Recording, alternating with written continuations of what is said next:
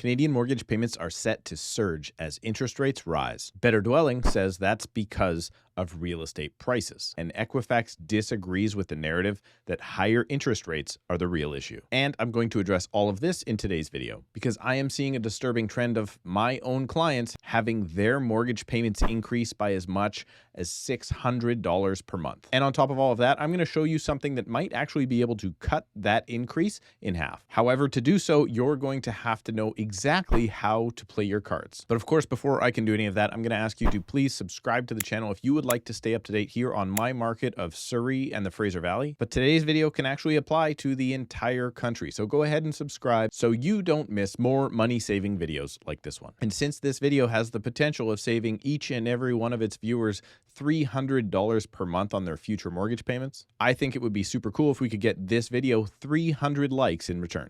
So please go ahead and click the like button. And now onto current mortgage payments that have increased upwards of $77 in the last year. Only 77 bucks? Yeah, that's real data. In Q3 of 2021, the average Canadian mortgage was $1,382. And this year, with skyrocketing rates, in the same time period of 2022, that average payment ballooned to $1,459. But let's face it, that's talking about the entire country of Canada. And most of you watching this video are likely living in the GTA or in Greater Vancouver. So we probably need a more realistic example. For instance, if you factor in just new loans and not existing mortgages, that number immediately increases to $1,909 per month. But for me, that's not really that relevant here today because those are new loans and a lot of new purchases. So the buyer has likely just been qualified and is more than willing and able to pay those rates. Increased rates and surging payments, however, are going to have a negative effect on those people who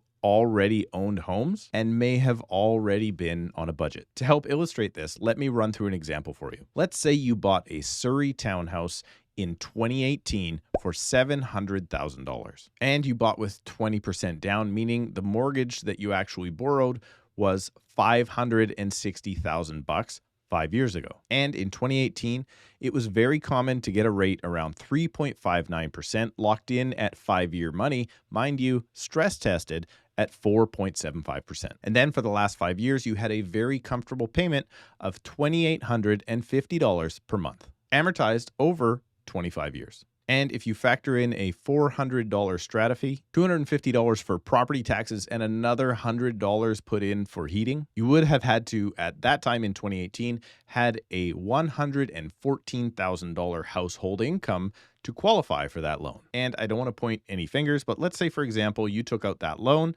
with the Bank of Nova Scotia. Well, now, 5 years later, that 3.59% locked-in rate is set to expire. So your next step is to phone up Scotiabank and find out what new rates they can offer you. And as of recording this video, there's a very good chance if you called Scotiabank today, they would offer you a 5.89% 5-year fixed rate, meaning that your comfortable $2,850 per month payment is about to increase to $3,443 per month, or an increase of approximately $600. So now you decide to shop around and maybe even apply for a mortgage at CityWide Mortgage Services Using the link in the description below. And you find out that a company like First National is offering a 5-year fixed rate at 4.79%.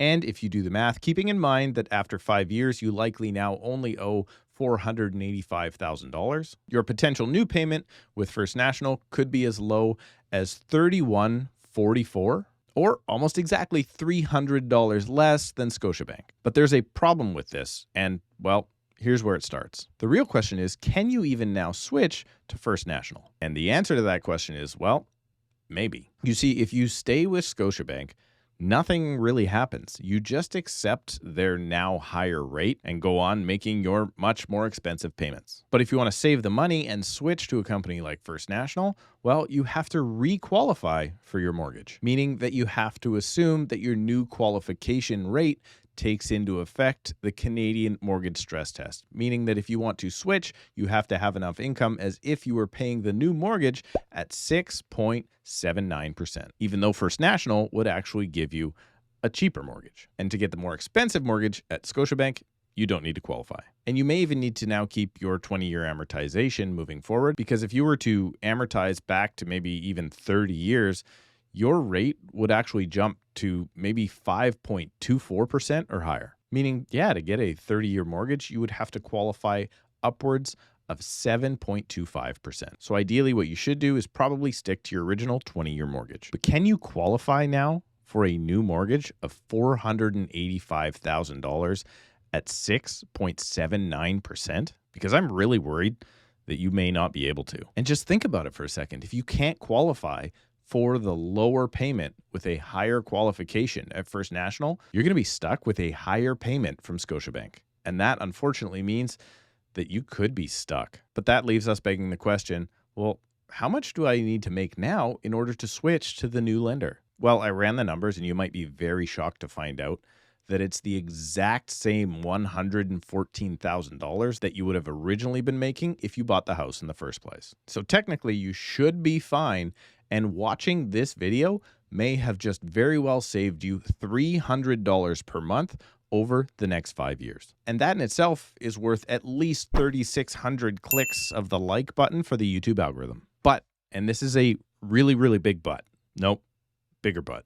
Yep, that's it. A really big but. This is all assuming that you have no other debt and that you haven't racked up your credit cards or accumulated other payments while you've owned the home. So if the first thing you did in 2019 was to upgrade to a brand new G-Wagon on a 96-month payment plan, well, sorry to tell you, that G-Wagon, or maybe that bad credit card debt that you've been carrying, is about to cost you another $300 per month. And if money's getting tight, and that is the place you find yourself today, well, you can book a call with me right now using the link in the description below. Thank you so much for subscribing and clicking the like button. We'll see you in a couple of days.